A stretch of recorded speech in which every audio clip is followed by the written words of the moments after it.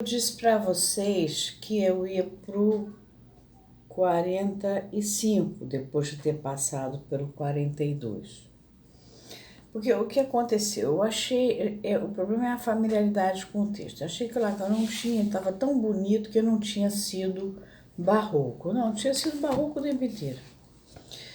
Então, eu passei pelo 42 porque eu não, a tradução não estava confortável. Aí eu ia direto já para o 45.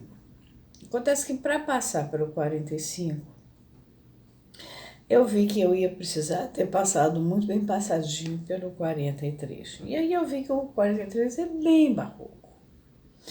Ele começa dizendo, pois o rato lavador, que é o nosso guaxinim, pelo menos graças a Jacques Prévert, porque lembra que ele estava falando que ele preferia o rato lavador do que aquele analista lá da IPA, que o Máximo, que na verdade estava fazendo um desserviço à psicanálise na qualidade de, vamos dizer, de cientista, né? Confundindo fala e linguagem, etc. Em termos de discurso.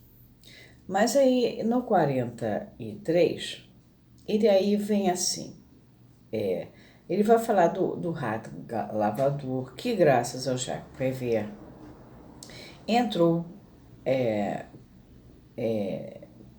para sempre no bestiário poético, quer dizer, bestiário da literatura, né, vem da literatura, é obra didática da Idade Média com descrição de animais reais ou fabulosos. No caso, o rato lavador é real. Ele entrou para o bestiário, entrou para esse grupo poético, quer dizer, apropriado para inspirar um poeta. Ele inspirou o Jacques Prévert, quer dizer, o rato lavador, pelo menos fez uma função digna, que ele vai falar que é eminente até. Eminente é excelente, é elevado, é superior. Né? O rato lavador se transformou numa metáfora para ser incluído numa poesia ali.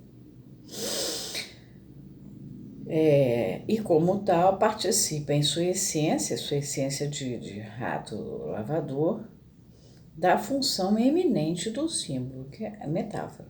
Né? Aí ele continua. Mas o ser a nossa semelhança, que assim professa o desconhecimento sistemático dessa função, quer dizer, o ser que ele fala a nossa semelhança é o psicanalista Máximo, que desconhece sistematicamente essa função. Qual a função? Do símbolo. No caso, aqui a metáfora faz parte desse universo do simbólico. Bane-se para sempre de tudo que possa ser por ela chamado a existir. Ele sai do universo da psicanálise. Por conseguinte, a questão do lugar que cabe ao citado semelhante na classificação natural, ele está aí sendo irônico, porque classificação natural se usa para animais. Então, qual lugar que ele posiciona o Máxima, nos pareceria decorrer apenas de um humanismo fora de propósito. Humanismo vem da história, é um movimento intelectual propagado na Europa no período da Renascença, baseado na civilização greco-romana, que reconhecia o valor do saber crítico do conhecimento humano e de suas implicações. Então, e aí, isso não tem nada a ver com psicanálise, né? Fora de propósito.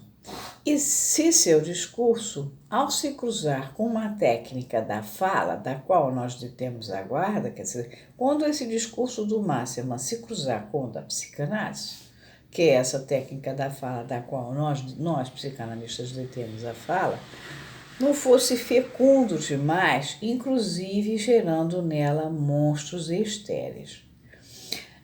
Eu me lembrei de um trabalho chamado Dialogue. Dialogue é uma conversa entre o Gilles Deleuze e a Claire Parny.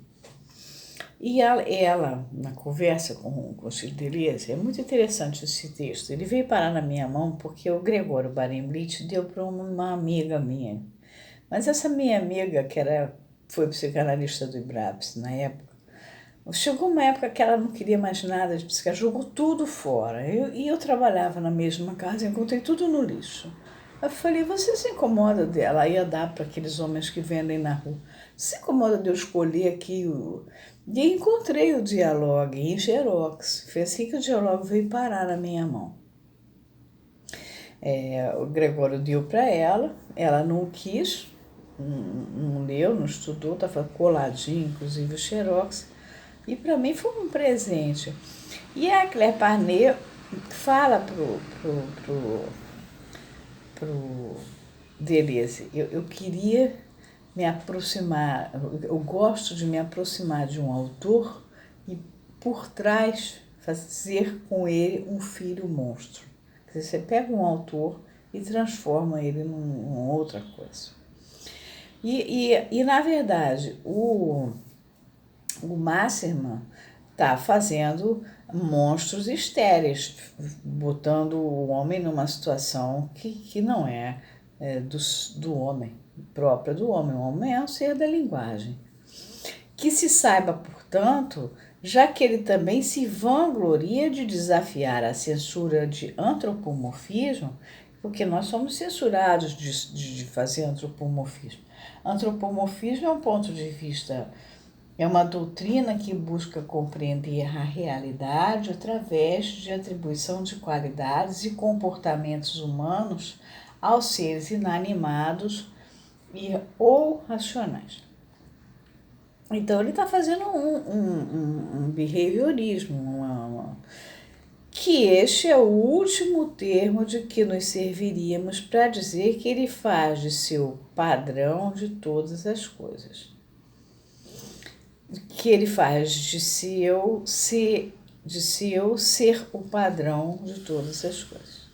Então ele faz um antropomorfismo, não está fazendo psicanálise. Por isso ele prefere o rato, que o rato pelo menos fez uma coisa elevada, que é virar uma metáfora dentro da literatura. E ele não, ele rebaixou a psicanálise, se rebaixou enquanto virando um humanista e trabalhando fazendo um antropomorfismo. Este que é o problema do parágrafo 43. E é isso que eu precisava atravessar para finalmente entrar no 45, porque o problema do Lacan nessa época que ele é só barroco, ele não fala lacanês.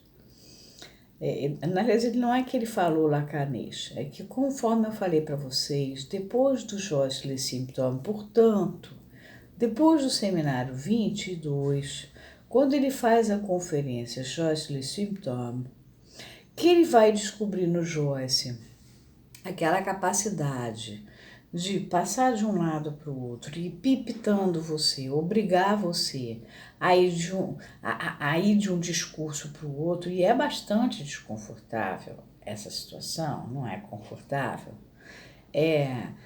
Não tem nada a ver com o esquizofrênico ou nem com a paranoia que ele vai descrever no seminário 3. É perverso mesmo, é cruel. Joyce, tem consciência, inclusive, da importância que ele tem para a literatura, que ele vai ter. Ele faz você sair de um lugar para o outro e te obriga a ir. O discurso esquizofrênico, não. Tem vários trabalhos de esquizofrênico, tanto artísticos quanto... Eu trabalhei na Casa das Palmeiras. O discurso esquizofrênico, ele não faz nenhum tipo de perversão, de crueldade com você. Ele está com o céu aberto. Então, por exemplo, ele fala ser ou não ser. Em vez de ser ou não ser, né, ele fala ser ou não ser.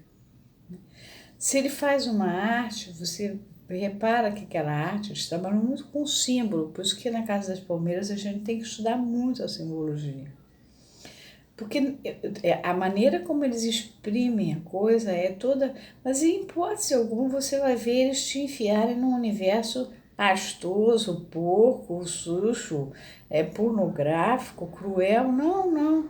Eles simplesmente estão a céu aberto e dizem coisas. Quando eu trabalhei num hospício, na época da ditadura, era até meio estranho. É, era meio desconfortável, porque como eles eram esquizofrênicos, eles podiam dizer o que eles quisessem, eles não iam presos, mas a gente não podia rir, né? As clínicas, as escolas, tudo era infiltrado de tanto de gente da esquerda querendo fazer a cabeça da garotada, como de gente da direita vigiando. Então você não podia sair rindo. Mas eles faziam umas interpretações interessantíssimas da situação política do país, tá? Então agora eu vou tentar ir adiante e até poder chegar no 45. Paro por aqui.